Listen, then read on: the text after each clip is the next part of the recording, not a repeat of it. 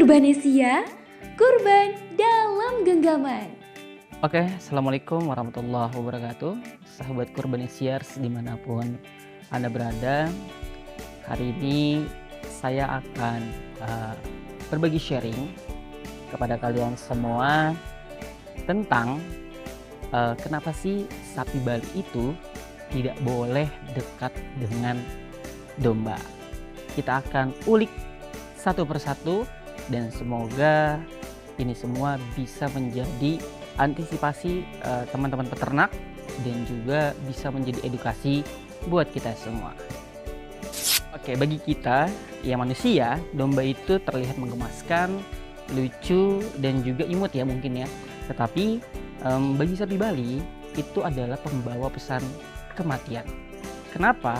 Karena di dalam domba itu ada virus yang namanya ovine herpervirus 2. Nah, penyakit yang terkenal dan mungkin teman-teman pernah mendengar itu adalah penyakit yang disebut sebagai MCF, Malignant Catarrhal Fever.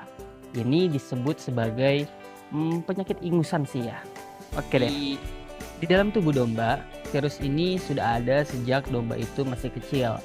Sehingga domba sudah resisten atau kebal terhadap virus ovine herpervirus 2 ini. Domba disebut sebagai inang alami.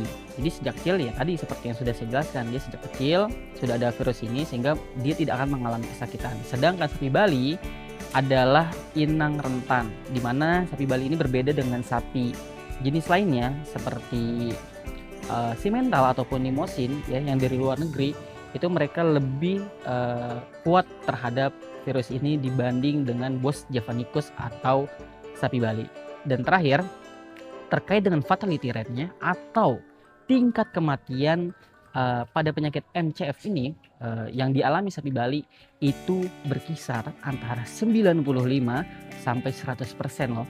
Artinya jika sudah terkena virus ini, potensi untuk sembuh itu hampir mustahil kecuali takdir yang menentukan.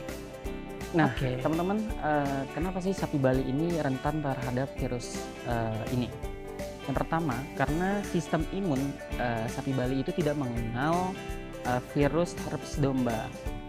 Pada saat virus ini masuk ke tubuh sapi Bali, itu sistem imun itu akan bereaksi secara menyeluruh atau badai sitokin sehingga ini akan merusak organ sapi Bali itu sendiri gitu teman-teman.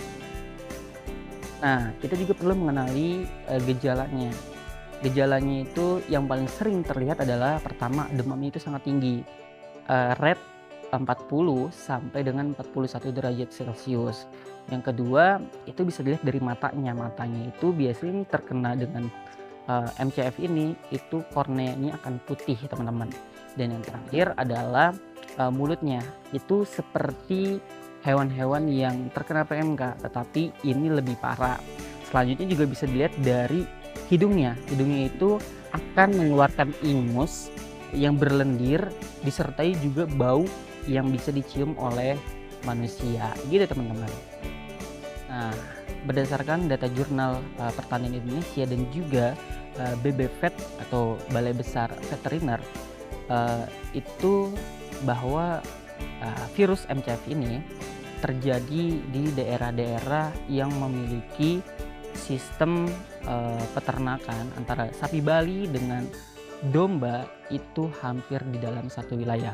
Sebagai acuan atau uji lab bahwa terjadi di NTB, sapinya ini sebanyak 12 ekor teman-teman, sedangkan dombanya hanya 5 ekor. Tetapi fakta yang terjadi dan sungguh miris, yang mati adalah 12 ekor sapinya. Nah, ini menandakan bahwa hasil uji ini menunjukkan betapa bahayanya sapi Bali jika berdampingan dengan kandang dan peternakan domba. Nah, gimana sih solusinya agar ini tidak terjadi? Yang pertama dan yang paling utama adalah pastikan eh, kalian memelihara sapi Bali tidak berdampingan dengan domba. Jarak aman ada 500 sampai 1 kilometer ya dari peternakan domba ataupun dari kandang domba. Yang kedua, terapkan biosecurity. Jangan dicampur penggunaan tempat pakan ya, baik sekop maupun ember antara sapi Bali dengan domba. Yang ketiga adalah edukasi terhadap tetangga yang memelihara domba ya.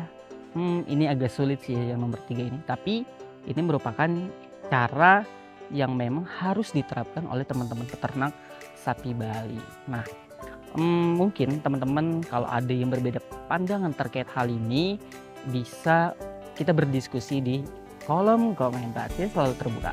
Dan terakhir sebelum saya tutup, untuk yang mencari hewan kurban sapi Bali, kalian bisa mencari di kandang Kurbanisia, tepatnya ada di Sawangan, Depok, atau bisa hubungi admin kami di 08 777 537771 ya.